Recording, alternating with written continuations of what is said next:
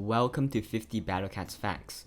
I compiled a bunch of facts that also include some advice and helpful tips or just some interesting things. If you're relatively new or mid-game, you'll probably find something that you don't know or that can help you. If you're in the endgame, first of all, why are you watching this? And second, maybe you'll find something that you didn't know before. Anyways, here is the video. Spamming your cat door enough times rapidly gives you a bonus cat, Flower Cat. You can do this at any point in the game after you've beaten Korea. However, it's not going to be very useful at all for a very long time. Closing the app when you are in-game resets the level from the very beginning, which can save you from spending more energy and also some battle items you may have in use. This does not work in no continue stages though. Typically, you want to save rare tickets for Uberfest or Epic Fest, and save your cat food for guaranteed Uber draws. You should never buy XP from the shop, even if there is a 50% off sale. The cat limit in this game is 50, but it can also change on levels with restrictions. You can play Go Go Pogo Cat and complete missions there, which can give you rewards in Battle Cats that include rare tickets, cat food, and more. Here is a full list of all the rewards.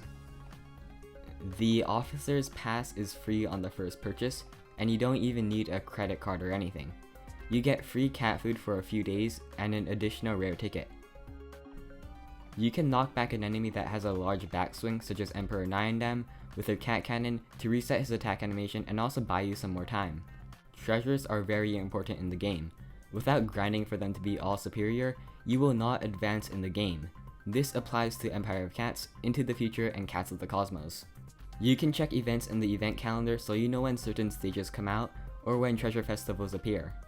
If you want to look at future event leaks that are coming around the next 2 weeks, such as event stages, collabs, or starter discount resets, I would recommend that you either join the Battle Cat subreddit Discord, or for an easier way, search up Suleiman Tomcat on YouTube, go to the community tab, and there is a list of all the future events that are coming up. There are other ways, but I found that these two were the most convenient to use. You can keep Cat God as long as you want without buying it to save your free 90 cat food baby boom. To raise the level cap of your cats, you need to get a certain user rank for certain rarities. You can upgrade your rare cats up to level 25 instead of only 20. You can still go over the cap if you have dupes though. Here's the second page. The level caps get raised more after this, but it's not too important as level 30 lets you evolve your cats. I also added a third page with some extra info. The fastest cat in the game is Bullet Train Cat. The slowest cat in the game is Professor Catjobs. The speed up battle item is useful for levels that take up a long time, or if you are trying to choose a level. The treasure radar battle item is used for getting guaranteed rewards that are normally luck based. It's very valuable, so don't use it on levels to get a superior treasure, save it for some more important things. The rich cat battle item is just a good item in general if you just need that starting boost of cash to beat a level. The cat CPU battle item is one of the more underrated items that new players can find. While it may just seem to be useless at first since all it does is send things out randomly, going AFK to let it play by itself is not its purpose. When you have max cash and max wallet with a very good money flow, the cat CPU sends out everything perfectly as long as you have the money. In this case, the CPU sends out cats the instant the cooldown is over, rather than having human error. One mistake I've seen people have with this item is not turning the CPU off when you don't have the money to spam units out constantly. The only weakness of the CPU is money. Once you run out, it goes from a perfectly oiled precise Mach 5 speed level machine into a level 1 criminal. To prevent this, you can turn it off and play yourself when you're low on cash, and turn it on again when you do. The sniper battle item is very good for knocking back enemies mid-attack to reset their attack animation. It attacks almost every 10 seconds, and if you turn the sniper cat off, the attack cooldown will freeze at the point you disabled it at. If you wait around 9 seconds and disable it, you can turn it on at the right moment to time a shot, which is very useful. It can also be very helpful to gain ground in levels with a slow boss. Since the sniper cat attacks every 10 seconds, it's pretty hard to time when to disable your sniper cat at the right time. Sometimes your sense of time can also just be off. The best method I've used so far is counting the number of times the sniper cat bobs. Every 10 bobs, the sniper cat attacks. So you should try to disable your sniper cat at around 8 or 9 bobs in order to be able to turn on your sniper cat and have it instantly fire off a shot. The cat dojo has an event on every so often where you can earn rewards after doing a challenge based on this triangle. You can collect rewards from the cat dojo and other items from your mailbox in the title screen. If you ever need extra cat food, try watching ads. It's a pretty good deal if you do it while watching a YouTube video in the background, with each one lasting only around 20 seconds each for one cat food. On the other hand, if you ever need extra cat food, don't click on the get button and download the apps that tell you to reach a certain level for X amount of cat food. It's usually very difficult to reach that certain level, and there's no guarantee that you will actually get your reward, as it's kinda glitchy. Mine stopped working for some reason, but I used it before, and it's just too unreliable. There is an enemy limit to each stage in Battle Cats. For example, there are 3 in Hawaii, and as long as 3 enemies still exist on the field, no more can spawn. Miss Sign appears after 15 minutes into the game, an enemy unit that does no damage and has an insane amount of knockbacks. You can use Miss Sign to cheese levels by taking up the enemy's slots in a stage, which can prevent a boss from spawning.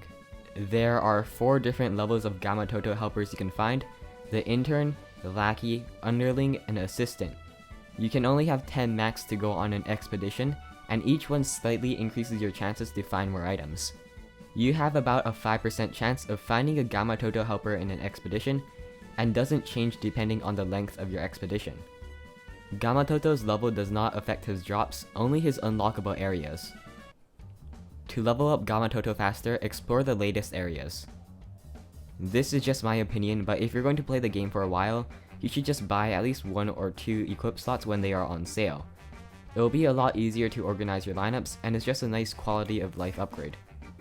There's a sort button in the equip menu that doesn't seem very useful at first, but when you get more and more cats, it becomes super useful for sorting out cats you need for specific uses.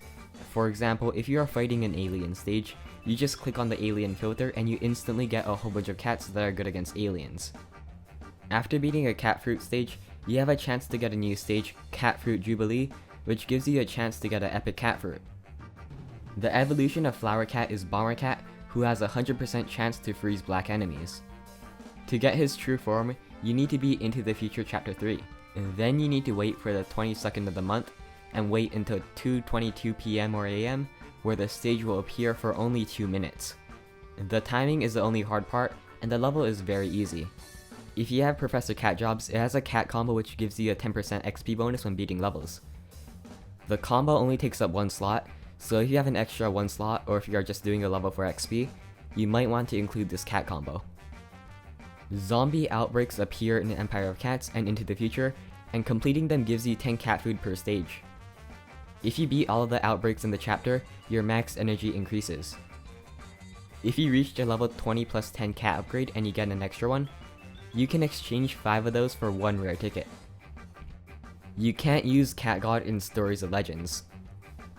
The last monthly mission reward gives you 10 million XP.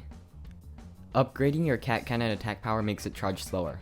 There is an energy glitch in the game where if you turn off your Wi-Fi at max energy, then wait a few hours, you can come back and use all of your energy. After this, you turn your Wi-Fi back on, and the game updates your energy back to how long you waited for. This is useful if you don't have time to play at a certain time and want to save your energy for later. All it really does is double your energy capacity, but it's very troublesome to do so.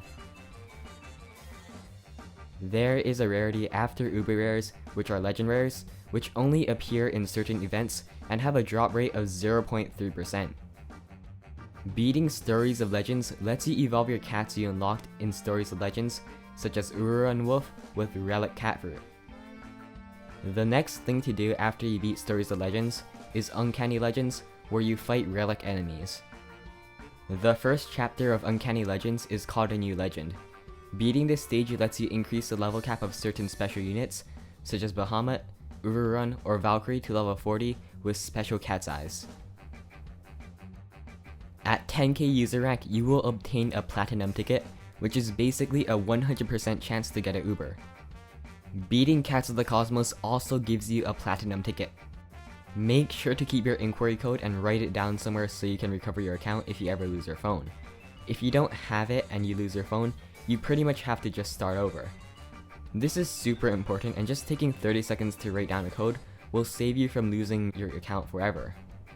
You can save yourself from losing years of progress. Keep it somewhere safe as well.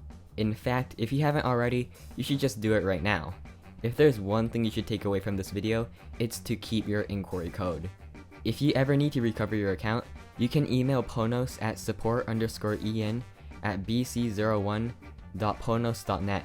I'll leave it in the description. In the email, you should include your inquiry code, how you lost your account, estimated user rank, cheating history, estimated cat food amount, and what kind of phone you have. You probably don't need to have this much info, but I would include all of these here just in case.